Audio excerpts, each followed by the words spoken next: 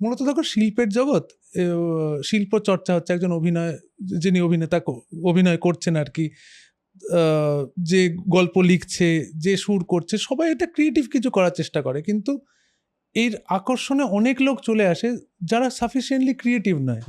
এদের সারা জীবনের একটা ক্রাইসিস এবং সারা জীবনের একটা স্ট্রাগল, তার কারণ ন্যাচারালি তো ক্রিয়েটিভ নয়। এবার কোত্থেকে কিছু একটা ঝেড়ে, কোত্থেকে কিছু একটা করে আর কি জিনিসটাকে চালানো, যার ফলে কোনোদিনই সেই অনেস্টিটা বেরোতে পারে না, সারাক্ষণই কন্ট্রাইভড। কারণ তার হয়তো আশাই উচিত হয়নি এই জগৎটাতে। এই জগৎ মানে মানুষকে তো দিনের শেষে আনন্দে স্যাটিসফাইড একটা জীবনযাপন করতে হবে, যে রাতে আমি ঘুমোই ঠিক করে, আমার খাওয়া দাওয়া খিদে পায় ঠিক সময়, সকালে যেটা খেয়েছি বিকেলে হজম হয়েছে, এই তো একটা জীবনযাপন করে মানুষ।